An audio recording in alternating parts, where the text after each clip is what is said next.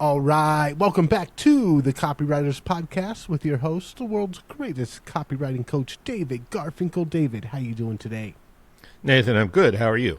I'm good. I am excited. We've got a return guest, and his previous time on the show was one of my favorite episodes, so I'm excited to see what we got lined up today. Yes, let's talk about that. Last fall, our returning champion, Glenn Fisher, and his business partner, Nick O'Connor, teamed up with mega financial publisher Marketwise for a bold experiment. They offered free training in financial copywriting to 12 people who competed for the spots. There were 500 people who applied, and then 12 were selected, and of those 12, 4 were offered jobs, Glenn says, and 2 are being mentored by the financial copywriting legend, Mike Palmer. You know, in many stupid businesses, when something works, they immediately stop doing it and decide to try something else. Lucky for you, our listener, our viewer, Marketwise is anything but a stupid business. They know a good thing when they see it. So they decided to keep working with Glenn and Nick and run some more programs through 2026. And Glenn's back on the show to tell us what they learned and what's next, and how you might be one of the lucky 12 in a future cohort. Right after I tell you this, copy is powerful. You're responsible for how you use what you hear in this podcast, and most of the time, common sense is all you need. But if you're writing, if you make extreme claims and you're writing copy for offers in highly regulated industries like health, finance, and business opportunity, you may want to get a legal review after you write and before you start using your copy. My larger clients do this all the time.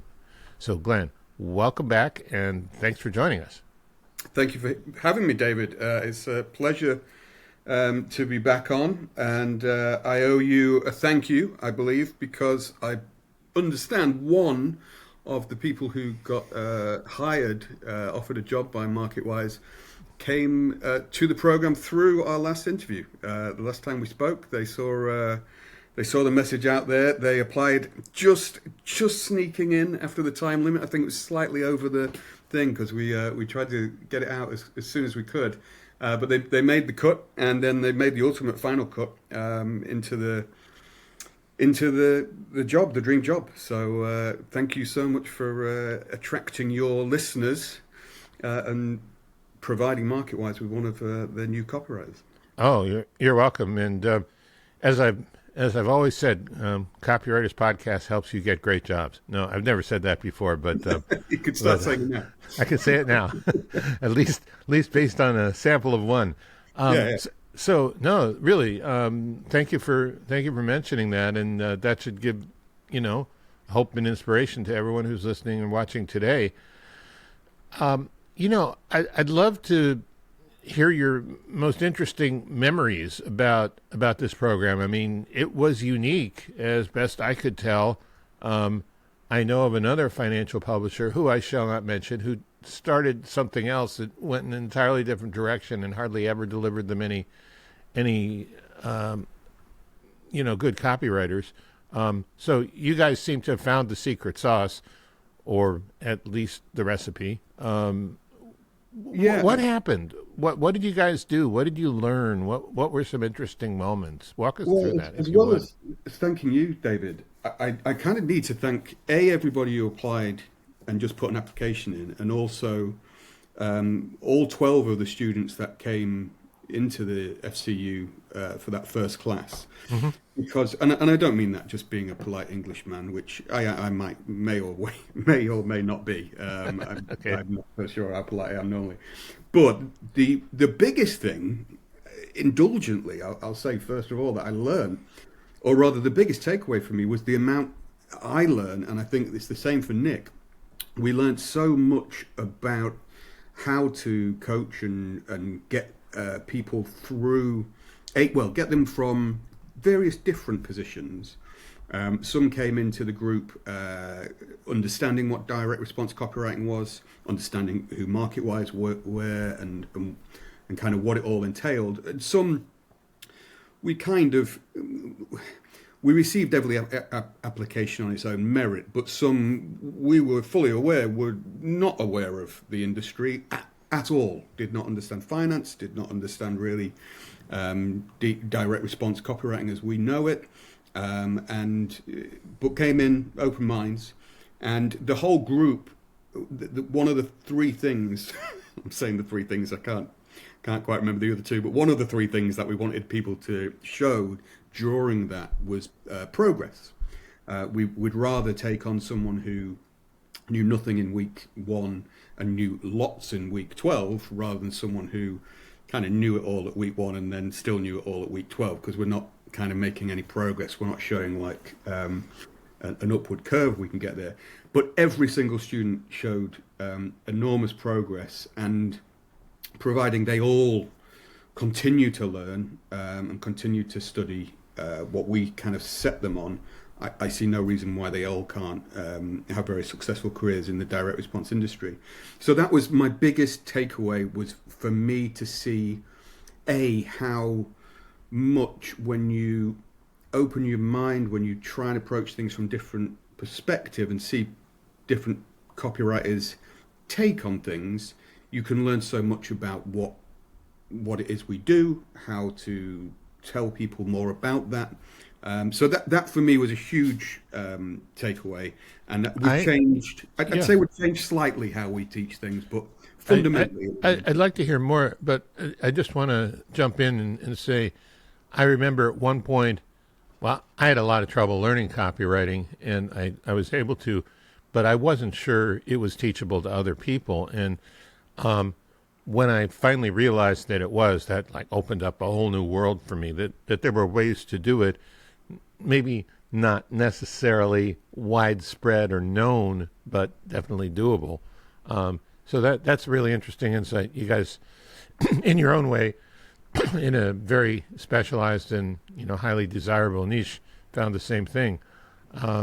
What else do you find out? Can you remember any particular anecdotes or success stories? I think the biggest, like, if I speak on behalf, I mean, we got feedback from all the students, so we kind of had, and we did a kind of exit interview kind of thing, if you like, where we asked, everybody was very positive, but we kind of pushed to criticize us as best they could. And we really want to kind of learn and be open to like things in the future. But I think one of the things that, speaking for the students, that surprised them probably, and I kind of expected it, but yeah, it was good to see and have confirmed, was just how much time we spent teaching the idea process and how little of it was about the writing. I think last time I was on the show with you, David, we were talking about the importance of the idea and how if you haven't got that, then there's not much you can kind of do with the copy. I found it fascinating that people coming into the program, and particularly those who had perhaps got experience of direct response copy, had maybe worked in some of the kind of the bigger companies, your Agoras, you kind of that whole world of similar titles.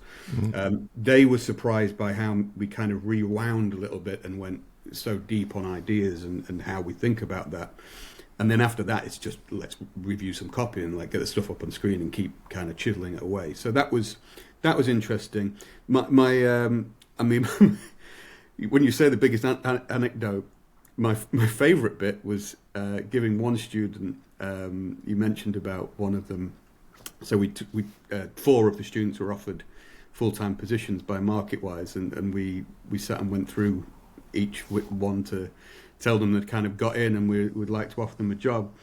And then we told one of them that we'd organised it for Mike Palmer to be mentoring him.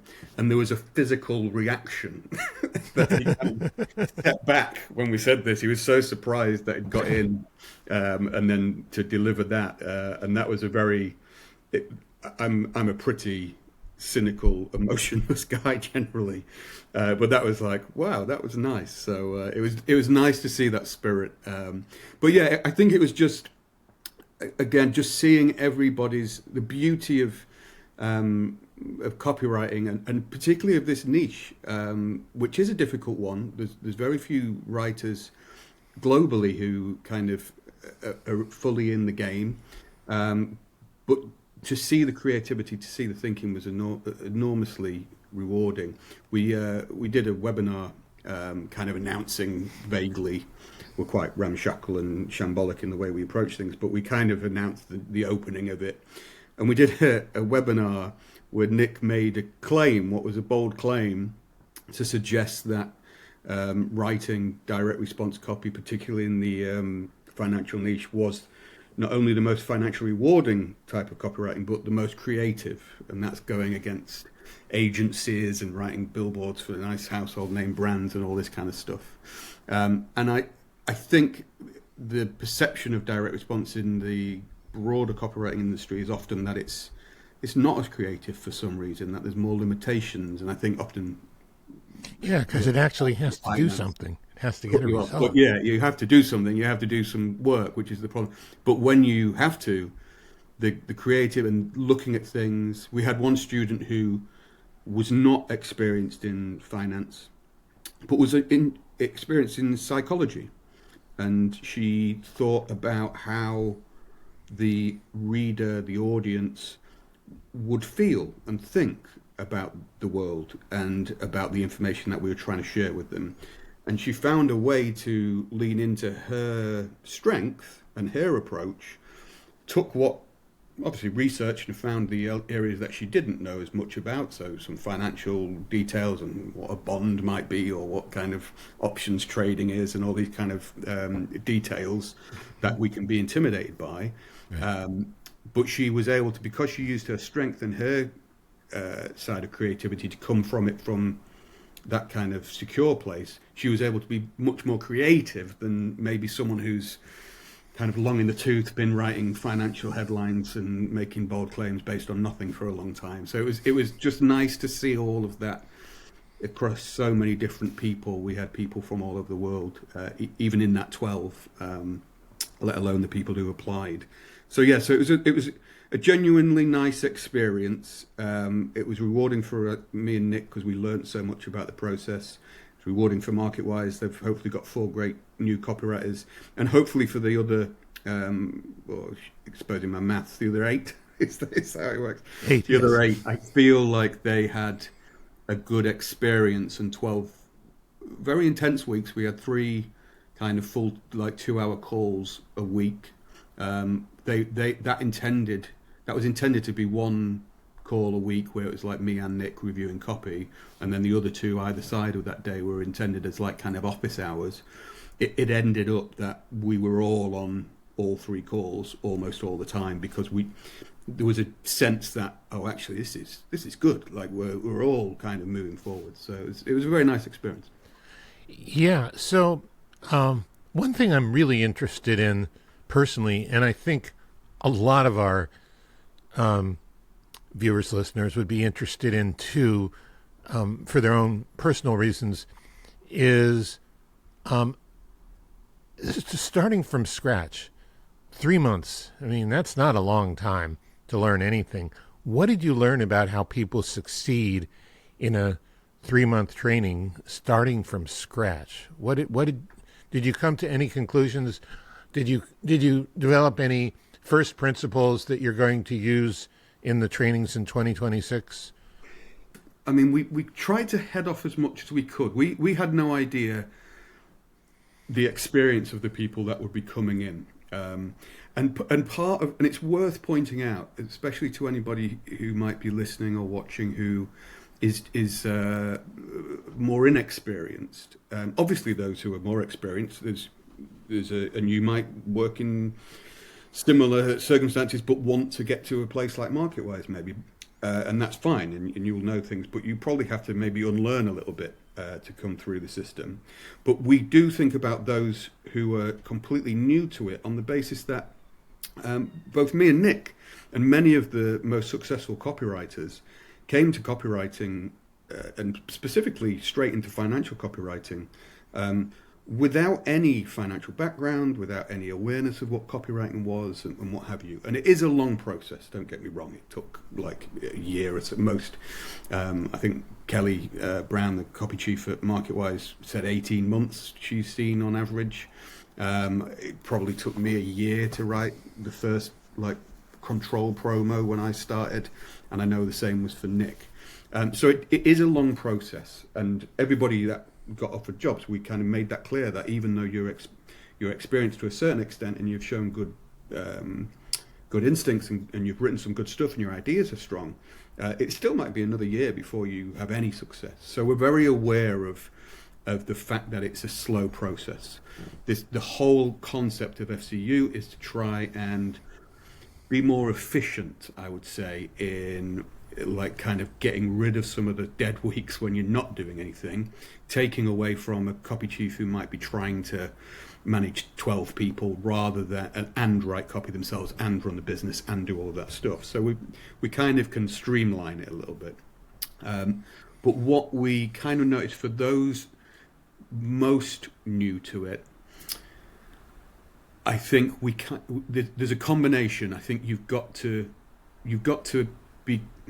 We say you've got to be curious, and we're starting to kind of unpick that a little bit now because it's become a slight cliche in the sense that it's slightly overused in the copywriting industry. That it's like, oh, number one thing is you've got to be curious. Everybody's curious, and I think a lot of copywriters say they're curious, but then they don't. You ask them like, so what's that based on? They go, I don't know. So you haven't researched, you haven't gone and dug into that, and that's fine. We all do that on occasion. I think what you need to teach yourself, or what I would advise people to be teaching themselves, independently of anything like FCU, is that kind of training your curiosity muscle. So when you do go, oh, I'm not sure about that, go and dig and go and find out about things. And I think you have to be doing that all the time yourself and have some kind of desire to find that stuff out, to want to practice that. At the same time, what we realize that the biggest setback or the biggest hurdle for most new people into the industry is really quite kind of almost like a technical thing. They can't get access to the editorial and the ideas and what you are actually writing about. So therefore it all becomes a bit abstract. And that's probably why you do lean on existing promos. So it's fine to, read a promo every day, but then you'll just write promos without understanding that there's something deeper behind them. So we found that as part of the program, could you drill down a little bit on that more? That is so interesting because I think that really expands to all kinds of copywriting. Yes. So you're looking at the end product, but if you don't see what it came from to begin with, you don't understand. Oh God, I'm going to use an old Agora term from the Catholic Church that I hate called transubstantiation, but it's the important word, right? You don't understand how it came from this set of recommendations or this strategy from this editor, this guru, to a promo idea. Exactly. And we kind of spotted that early on. Part of the program, we give a copy swipe file of some successful Marketwise promotions, of course, and we advise reading those, understanding those, analyzing those, critiquing those, figuring out what goes into the promo that is interesting, and on a copy level, on a persuasion level, what's going on there. But what we also provide, and what we kind of gave us our own criticism, because we have guests coming on each week, so copywriters who are working in Marketwise, like Mike Ford and Alison Camotto, and although you're not meant to say the T's, that's because I'm English, but anyway. But we have those people coming on talking about copy, and it's great. It's fantastic to get their takes on it. Everybody's got a different style. But what we didn't get this time, but we will do next time, was getting the editors to come and speak. What we did get was we gave an editorial swipe file. So we would give special reports yes, like that, so that you can see, right, okay, they're talking about uranium. They're talking about when they say that this is the best crypto, this is why, and this is what's going on. And I think understanding that and being as caring's not the right word, as intrigued and interested and as curious about that stuff is key. Now you can skip FCU completely, and I always like to make any advice possible. But if I was giving copywriters who are cold pitching companies and doing that kind of stuff, I would say, don't give me your money, like if we're selling a course or something like that, or don't give copywriters some money. Don't get me wrong, every copywriter, pay them, it's great. But I would definitely sign up, find the thing you love. If it's a health newsletter, if it's a financial newsletter, if it's something in any other niche, spend your money signing up and paying for that editorial. Because if you are able to then pitch a publisher, a copy chief, and say, hey, I read this newsletter that you wrote last week. It was about how, I don't know, Trump signed this new executive order that's going to change the way minerals are dug for in Alaska. I've written a headline lead that I'd like you to take a look at based on that. That copy chief is immediately going to put you to the top of the pile and go, oh my God, they've looked at the stuff. They know what's going on. That's interesting. So that for me is we probably didn't give as much access to the editors in person. We can easily and quickly change that. But definitely understanding that most copywriters, if you just exist in a kind of LinkedIn world of seeing other copy and talking to other copywriters, you miss the fundamental foundation of what we're actually there to sell, which is the editor and the opinions of the people in the newsletter. So I think that was a big, insightful moment. Yeah, that is big. I've never heard that before, and it makes so much sense. I mean, I remember when I was at Agora Financial, they had this huge copy camp, but what I didn't realize, and maybe the guys running the copy camp didn't realize either, is every copywriter had access to all the products too, as did I, as the copy consultant. But yeah, that is a huge insight that I think so many people. I mean, it's just common sense, but not everyone would arrive. You said in your introduction about common sense. Everything's. I've realised now. I'm getting long in the tooth, but everything's common sense. It's more I guess it's the discipline to do these things. But if you go and speak to Mike Palmer, ask him the secret about copywriting, he'll say there is no secret. It's just you just do the common sense stuff. Although common sense is variable. I mean, some people say common sense isn't. That's kind of true, and some people have more of it than others, and some people have more of it than others in certain circumstances. What, if anything, are you and Nick going to do differently this time? We're going to give a little bit more structure. So we are very. It was intentional. I mean, we're two quite shambolic men, and it's. Right. You could argue it's a part of our act. It's kind of not. We kind of make it up as we go along a little bit. We're very driven, but at the same time very loose around the edges. However, it was slightly intentional that we want to see how writers will react when given freedom. Because one of the things that the likes of Bill Bonner, Mark Ford, and what have you, when you join their businesses, one of their greatest strengths we both found personally was that they just say, hey, go and do it, figure it out. Right. I mean, there's not too much structure in this world. I came from the world of journalism, and there kind of is a structure. There's a deadline every day. There's a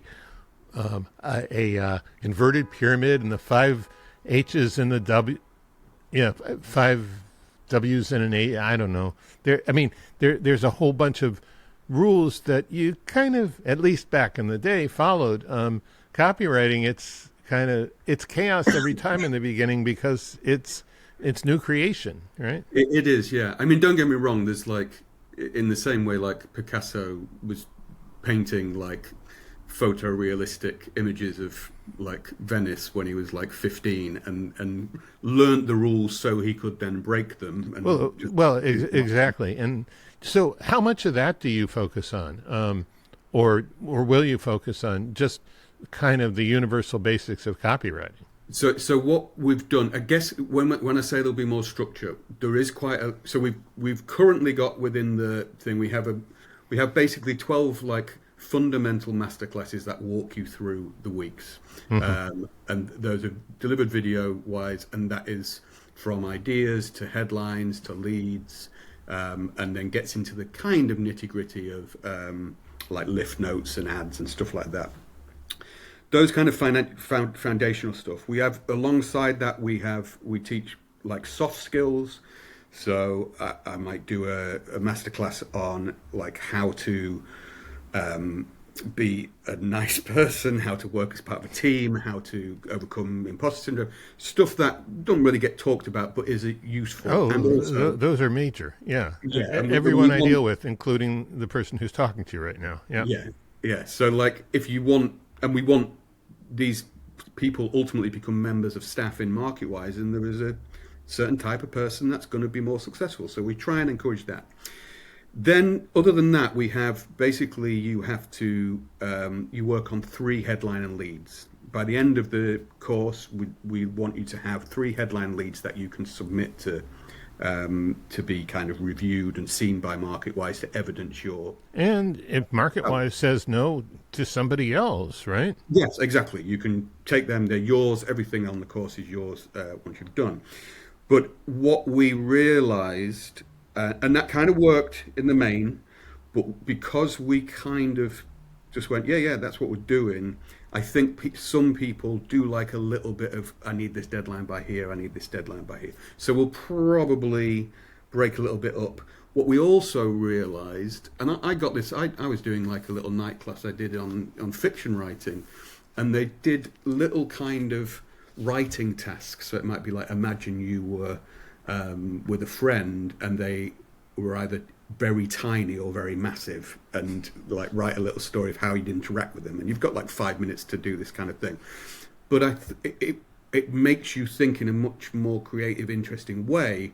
So we'll probably do some kind of, introduce that kind of a little bit more kind of creative writing tasks, just to push your mind in a slightly different way. Not literally, not like, well, we've got a newsletter, but it's only this big, or we've got a newsletter and it's as tall as the Tower of London. Not like that. I like that. I might steal that off you, David, as the task that you've Yours. got. That is 12 foot You're tall. welcome to all my silly ideas and any of them that happen to be good. Sure. How would you sell that? Well, I don't know if it's an apocryphal story, but I read once or heard once that like Google used to ask people in their interviews, staff interviews, like how many drain covers are there in California? And you'd be like, well, I don't know, how the hell would I find that out? And it's more the idea of how would you try and find that out? How would your mind try and figure that out? And then watch the person try and figure it out. That kind of element. I like that stuff. Me and Nick both like that kind of Sure. So now we're kind of getting down to the root of the real curiosity that you're looking for, right? Yeah, it's we're looking for tells of creativity, curiosity, something, if possible, something innate. And I mean I always go back to myself. Unfortunately, I am a self-referential, indulgent person, but it's a good example. I remember when I applied for my first copywriting job at Agora, I didn't have any clue what copywriting was, no clue what Agora was, none of it. I didn't understand any of it. You had to sell a suit in 500 words. I completely misread the brief, and I wrote a short story about how Jesus got his job as the Son of God. And I've told the story many times, but he had a nice suit, and he went for his interview, and actually, that's pretty good. God said, hey, you're a terrible carpenter, you're rubbish at this stuff, but I do like your suit. Even at that point, Jesus was like, no, I really like this suit. I don't want to give you it again. If you give me it, you can have the job as Son of God. So he does it. And then my suit that I was selling had come from years through the thing, and that was still... Well, it's certainly creative. Yeah. It's creative. And the person who employed me saw something that, even though clearly there wasn't a headline, clearly there wasn't a dear reader, this is what, but they saw that I'd gone, okay, if I have to persuade this person, how do I do that? I'm going to tell them a story. I'm going to create some kind of narrative around it. I'm going to dig into something different. There's something fundamental that goes, okay. And I think that's what you're kind of always looking for. That I'd Okay. forgive So someone if calling you me end up getting a lot of calls from London's best tailors, you can thank us. You can let us. There you go. That's the. Now, But yeah, it's Great. curiosity. Create. I think the three things that we said we wanted to see was, I think it was creativity. I think it might have been energy because I might have taken the Mickey and mocked Nick for saying energy, but energy of like, go get in. We want you to like be engaged. We want you to get involved. We have like a Discord group where everybody can go and talk, and it became a real nice group. Some people were oversharing. That's fine. I'm an oversharer myself, but that group was nice. So there was an energy there, and then we want to see progress. The ability to receive feedback. Kelly Brown uses a good word, which I'll steal, and she says that she notices those in the team at Marketwise who are most successful have the greatest resilience, because this game is just feedback. Like and sometimes it's a little challenging. Yeah, Good. So we're just about out of time, but tell people if they want to apply, how should they do it, and what's the deadline? So we have a nice longer run up, considering how disorganized we often are. You can apply now if you go to financialcopyu.com. You will find all the details and the way you can register there and send in your submission. The deadline is the 31st of January 2026. Take your time. Do not, like, the sooner you submit it, the more likely we're going to notice that it's wrong. Take your time, think about it. You've got all the rest of this year, or however long when this goes out. That's the deadline, and then the next class will take February to figure out the 12 that will be taken in, and we're starting on 23rd of February for 12 weeks. All the details are at financialcopyu.com, or search for Glenn Fisher copywriter or something. You'll find me eventually.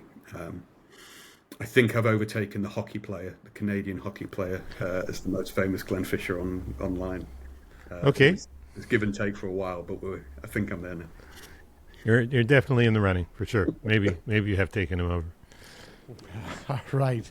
Glenn, thank you for coming on, man. A lot of great information, and I'm just going to add one thing. You mentioned earlier people thinking financial copy, all of the regulations, it's not going to be fun. I have found in my own career that, and I've worked in a lot of highly regulated industries, a lot of times the regulations, the guidelines, the structures that you have to fall within, they bring out some of the most creative aspects of your work. So if that's a deal killer for some people, I would say look at it at the frame that working within specific guidelines tends to make your brain work harder, make your creative side come out even more. So I definitely like that you mentioned that.